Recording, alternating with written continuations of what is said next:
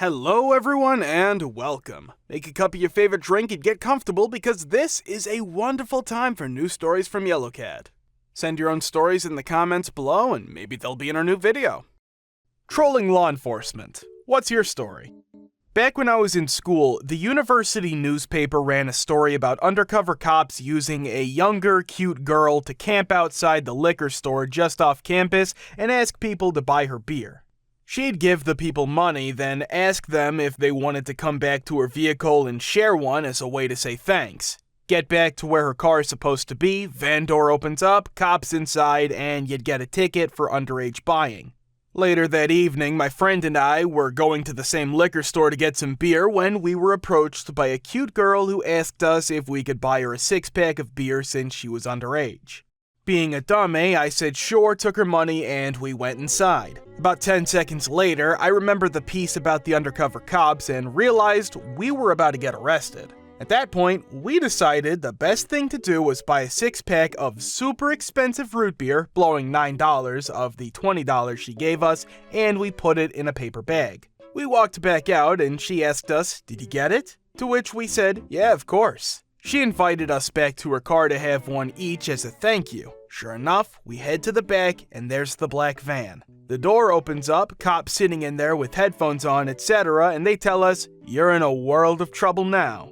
I put on my best troll face and said, "Really? I thought you guys could use some root beer sitting out here in that cramped van all night." There was an awkward pause, and then they opened the bag. Root beer, nothing else.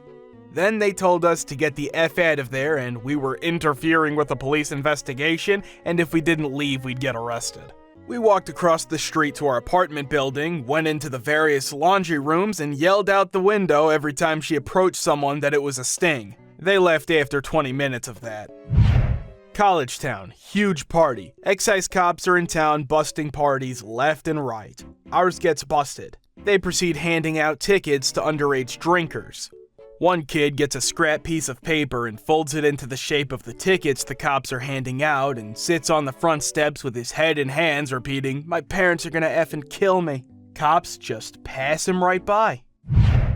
I grew up in a small town, really small. The only way to have any form of entertainment was to drive 30 minutes to the next city to go to the movies, bowling, etc. Just so happens that on the highway halfway between the two cities, there was a small town known for being a speed trap.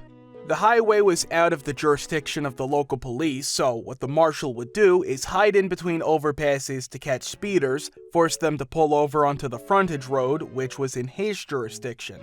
Then, he would claim an exaggerated speed. When people asked to see his radar, which is perfectly legal, he claimed that he didn't have to because it was illegal.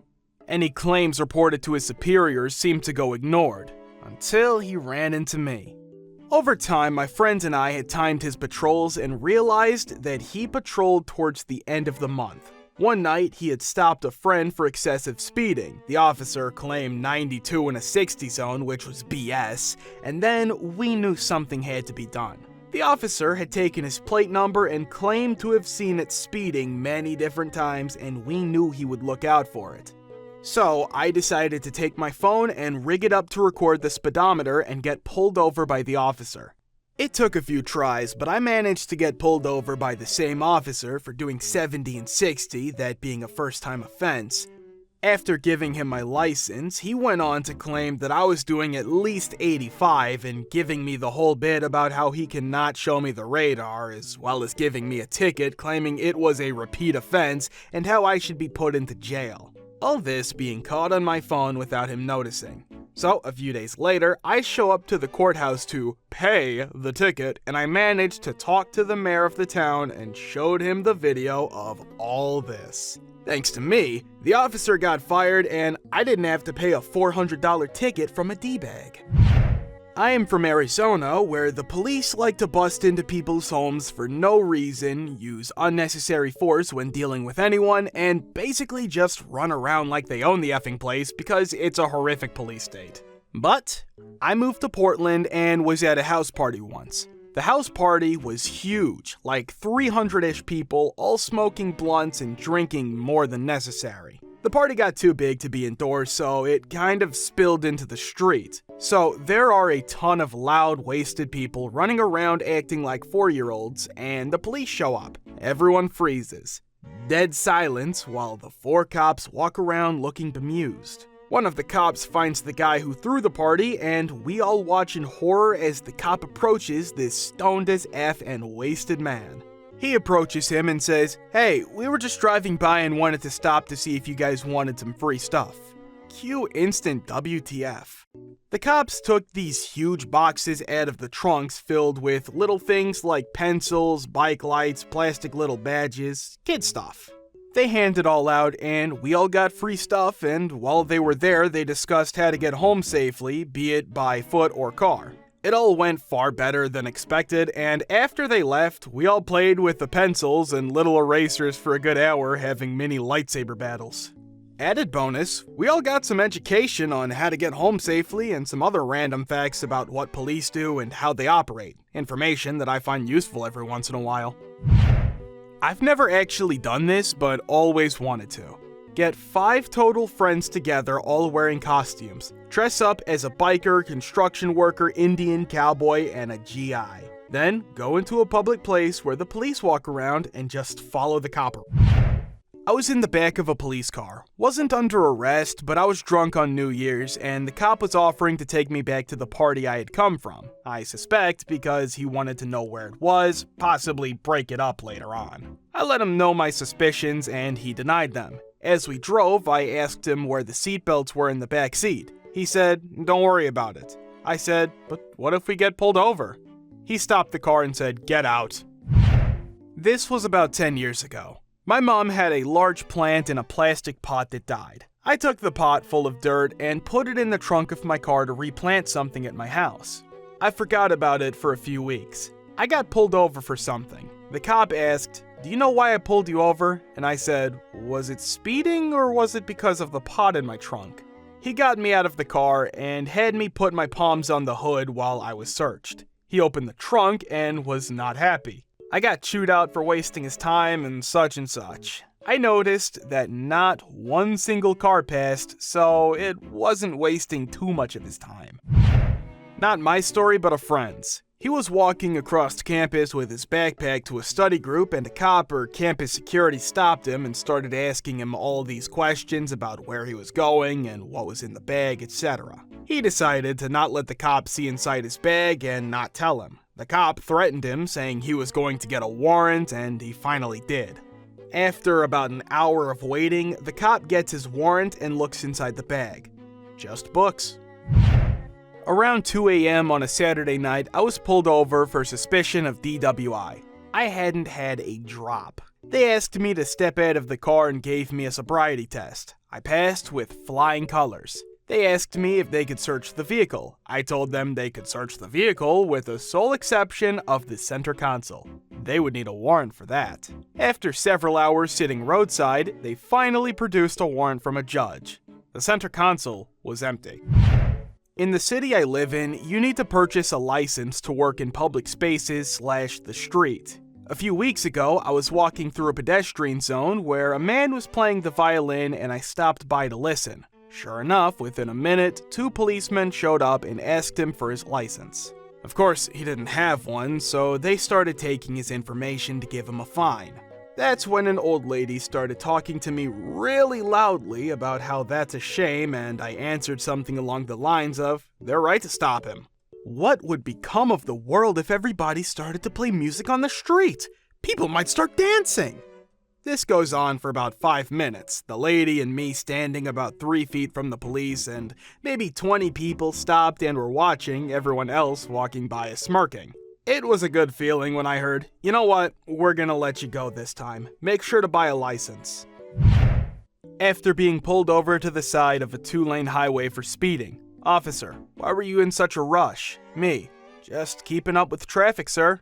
"Officer, there's no one in front of you." Me, cheeky grin. "Goes to show you how fast traffic is moving today." I got a ticket. When my buddy and I were about 16 and stupid as age, we did a lot of nonsense playing on cops, but this was by far our best.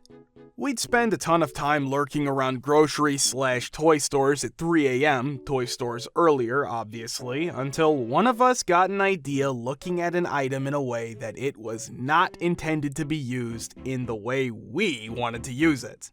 Normal hilarity ensued, Vaseline on padlocks, bubbles in fountains, that kind of stuff. This night was different. We're sitting in the sandwich aisle of our large local store and my buddy's eyes light up. He looks over at me and goes, "Get that peanut butter, smooth kind." This having been about the 4th year of us doing this, I wasn't 100% sure where he was going with it, but I knew not to question, so I bought 2 of those huge, smooth peanut butter things. We walk outside, cross the street, and he tells me to rip the safety seal off the peanut butter and to get some on my fingers and mess up the smooth top. This was where it clicked in. We then proceed to walk absolutely as suspiciously as possible through this little town square. Sure enough, halfway through, we get spotlighted. Cop pulls up, tells us to stop, and we both instinctively put the peanut butter behind our backs, obviously holding something. Cop gets out, and the conversation with my friend goes like this. "What do you got there, son?" "Nothing." "What's behind your back?" "Nothing." I giggle. "Show me your hands." My buddy very slowly puts the peanut butter behind his shoes and socks and shows the cop his hands. "Give me that." "It's mine." So the cop reaches behind my friend's feet and grabs this jar of peanut butter. He spins the top off and sees that it's not in pristine shape.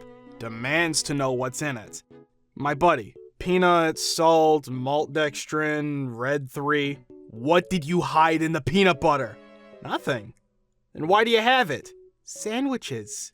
Cop looks at my pal and then back at me, still holding peanut butter behind my back, and he does it. Shoves his hand and arm into my pal's peanut butter and starts throwing hunks out into the parking lot.